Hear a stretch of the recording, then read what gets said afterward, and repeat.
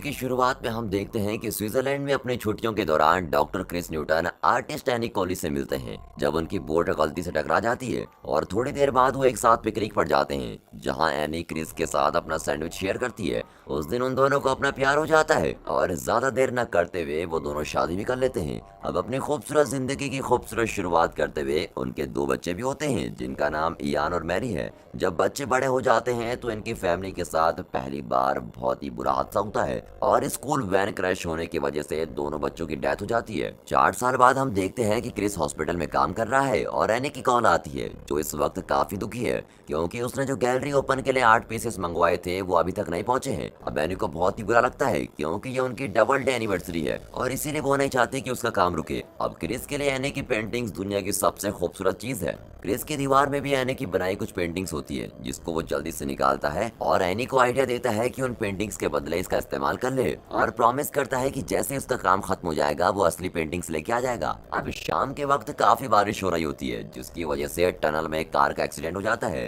Chris अपनी car रोकता है और एक डॉक्टर होने के नाते वो कार से उतरता है और उस आदमी की हेल्प करने की कोशिश करता है, लेकिन वैसे ही एक और कार क्रैश हो जाती है और इसी दौरान क्रिस की डेथ हो जाती है। कुछ सेकंड्स में क्रिस खुद को तैरता हुआ देखता है और वैसे ही एक मिस्टीरियस आवाज सुनाई देती है जो क्रिस को पूछती है कि वो जानता है कि क्या हो रहा है। क्रिस देखता है कि उसकी बॉडी को हॉस्पिटल लेकर जा रहे हैं और वो मर चुका है। वैसे दोस्तों, मरने के बाद अगर आपकी आत्मा यूं ही घूमती रही और सब कुछ देख सके तो आप क्या करोगे? बहुत ही अजीब लगता है जब हमारे सामने ही हमारी लाश पड़ी हो। तो चलो अब आगे बढ़ते हैं, खैर इसको छोड़िए। क्रिस फिर अपने घर जाता है। यहाँ उसका कुत्ता उस पर भौंकना शुरू कर देता है क्योंकि जानवरों को आत्माओं का आभास हो जाता है और फिर से एक मिस्टीरियस आवाज आती है, लेकिन क्रिस उसको देख नहीं पाता क्योंकि वो बहुत ही ब्लर है। वो आवाज क्रिस को बताना चाहती है कि वो मर चुका है, लेकिन क्रिस इधर उधर घूमता रहता है। अब क्रिस एनी को देखता है और फिर अपने बच्चों की फोटोज को देखता है और फिर क्रिस एक फ्लैशबैक में चला जाता है। यहाँ कैटी बीमार है और उसको नीचे रहना पड़ता है जिसकी वजह से मैरी बहुत ही गुस्सा हो जाती है। अब क्योंकि मैरी इसको समझ नहीं पाती, क्रिस को ये भी याद आता है कि वो और इयान कैसे बारिश में जंगल की तरफ भाग रहे थे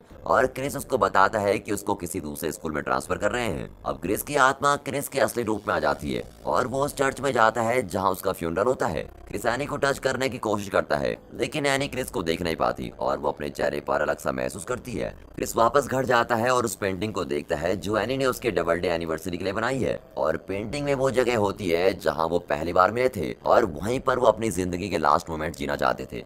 वो देखता है कि एनी ने डायरी लिखना शुरू कर दिया है। क्रिस एनी का हाथ पकड़कर उससे बात करने की कोशिश करता है और लिखता है कि मैं क्रिस हूँ और मैं अभी भी मौजूद हूँ, लेकिन ऐसा करने से एनी को सिर्फ दौरा ही पड़ता है क्योंकि ये सब सच नहीं हो सकता। और थोड़ी देर बाद जब एनी क्रिस की कब्र पर जाती है, क्रिस एनी को टच करने की कोशिश करता है ताकि उसको कंफर्टेबल महसूस करवा सके, लेकिन एनी जोर जोर से चिल्लाने लगती है क्योंकि उसको लग रहा होता है कि वो ये सब चीजें महसूस करके पागल हो जाएगी जो असली में है भी नहीं। और क्रिस ये देखता है कि उसका होना उसकी वाइफ को बस दुख दे रहा है। फिर क्रिस डिसाइड करता है कि वो अपनी आत्मा को यहाँ से जाने देगा। अब आगे हम देखते हैं कि क्रिस जब उठता है तो वो अपने स्वर्ग में होता है जो बिल्कुल एनी के स्पेशल प्लेस की तरह होता है जो उसने पेंटिंग में बनाई हुई थी।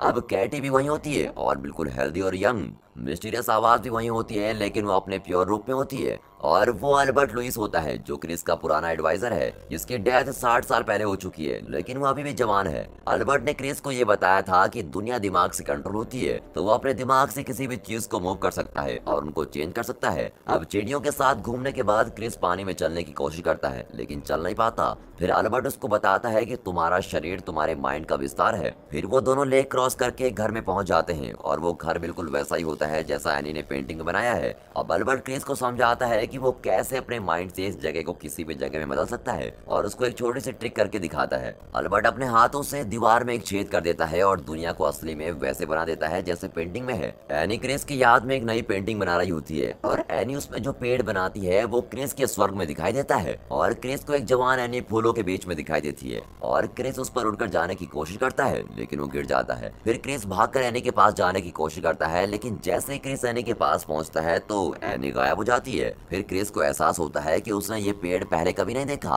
और क्रिस समझ नहीं पाता कि ये पेड़ यहाँ पर आया कैसे क्योंकि वो तो एनी की पेंटिंग में था ही नहीं। अब अल्बर्ट को महसूस होता है कि क्रिस और एनी के बीच में बहुत ही गहरा संबंध है, क्योंकि वो सोलमेट्स हैं और इसीलिए वो दोनों मरने के बाद भी एक दूसरे के पास जाने की कोशिश कर रहे हैं। जब एनी डिप्रेशन में आकर पेंटिंग को खराब कर देती है क्योंकि वो उसके पति को वापस नहीं ला सकती, तो स्वर्ग में भी वो पेड़ गायब हो जाता है। लेकिन क्रिस जब भी एनी के पास जाने की कोशिश करता है तो वो चली जाती है और किनारे के पास क्रिस को मैरी का प्लस टाइगर मिलता है, जो उसे उस टाइम की याद दिलाता है जब वो बीमार थी। और उस दिन क्रिस ऑफिस जाने के बजाय उसके साथ पूरे दिन घर पर ही था और उसको चेस खेलना सिखाया था उसने। क्रिस को लगता है कि अगर वो कैटी को यहाँ देख सकता है तो वो अपने बच्चों को भी देख सकता है, लेकिन अल्बर्ट उसको कहता है कि वो तब अपने बच्चों को देख सकेगा जब वो सच्चे मन से उनको देखना चाहेगा। थोड़ी देर बाद क्रिस सो जाता है और उठकर अल्बर्ट को देखने की कोशिश करता है, लेकिन वो चला गया होता है। अब आत्माओं को गाइड करना अल्बर्ट का काम है, इसलिए वो लियोनी को क्रिस के पास भेज देता है ताकि वो उसको कंपनी दे सके। लियोनी क्रिस को शहर में लेके जाती है जहाँ सारी आत्माएं खुद एंजॉय कर रही होती है। इसी दौरान असली दुनिया में एनी गिल्ट में जी रही होती है। उसको लगता है कि क्रिस की जान और बच्चों की जान उसी की वजह से गई है।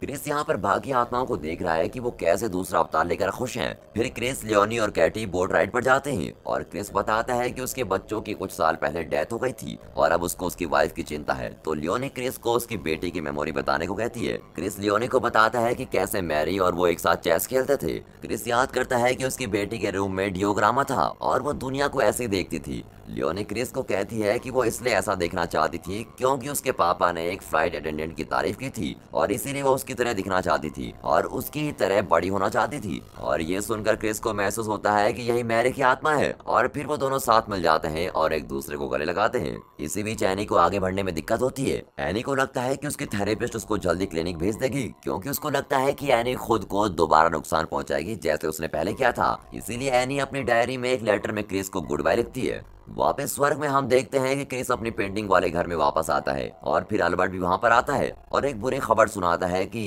एनी मर गई है। अब क्रिस रोने लगता है लेकिन सोचता है कि वो अपने दुख से आजाद हो गई है और वो दोनों जल्दी मिल जाएंगे। अब हालांकि अल्बर्ट क्रिस को बताता है कि ये नामुमकिन है क्योंकि एनी ने खुद को खत्म किया है, वो नेचुरली नहीं मरी है, इसलिए वो नर्क में जाएगी। और ये सुनकर क्रिस काफी नाराज हो जाता है और इसकी वजह से उसके स्वर्ग में तूफान आ जाता है। पेड़ क्रिस को याद दिलाते हैं कि उसका और एनी का कैसा रिश्ता है और फिर क्रिस एनी को बचाने के लिए नर्क में जाने के लिए डिसाइड करता है और उनका रिश्ता उनको ढूंढने के लिए मजबूर करता है। काफी बहस के बाद अल्बर्ट मान जाता है कि क्रिस को एक चांस देना चाहिए और क्रिस को उस ट्रैकर के पास लेके जाता है जिससे पता लग सके कि चीजें कैसे काम कर रही हैं। एनी को ढूंढना आसान नहीं है, लेकिन एनी क्रिस को नहीं पहचानेगी जब वो उसको देखेगी तो, इसलिए क्रिस को डिसाइड करना पड़ेगा कि वो सिर्फ उसको देखने तक ही जाए। क्रिस फिर भी मान जाता है और वो अपने ट्रिप बोट में शुरू करता है ताकि वो नर्क के समंदर को पार कर सके। अब रास्ते में एक तेज तूफान आता है जिसकी वजह से बोट हिलने लग जाती है, लेकिन असली खतरा पानी में खोई हुई आत्माओं से आता है जो सबको गिरा रही होती है। क्रिस खुद को गिरने से बचाने की कोशिश करता है तो उसकी आंखों के सामने फिर से फ्लैशबैक आता है जिसमें वो और एनी यान के फ्यूचर के बारे में बात कर रहे होते हैं क्योंकि क्रिस बार बार प्रेशर डालता है कि उसको स्कूल में अच्छा करना होगा।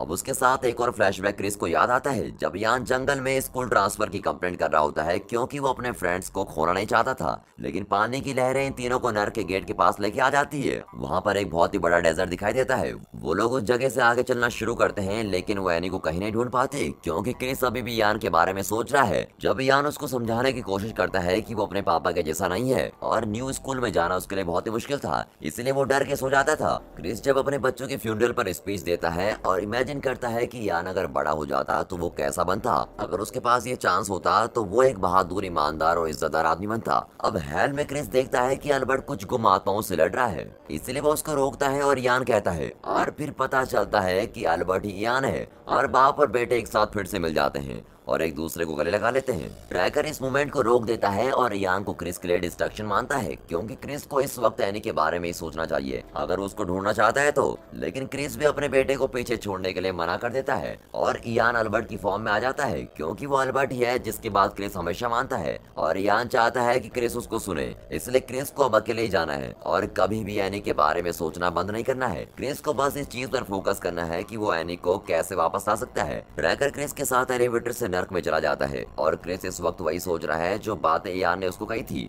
अब एनी यहाँ पर खुद को नुकसान पहुंचाने की कोशिश करती है और उसको मेंटल हॉस्पिटल भेज दिया जाता है। जब वो हॉस्पिटल में होती है तो वो क्रिस से डाइवोर्स मांगती है। फिर एलिवेटर उसको एक प्राइवेट डेक पर लेकर जाती है जिसका फ्लोर उसके लव्ड वंस के चेहरों से भरा होता है। क्रिस फिर एक ओल्ड मैन से डिस्ट्रैक्ट हो जाता है और उसको लगता है कि वो उसके पापा है, लेकिन वो फिर से एनी के चेहरे को ढूंढने की कोशिश करता है। अब क्रिस को याद आता है कि वो कैसे शाम को एक साथ अपना टाइम पार्क में बिताया करते थे।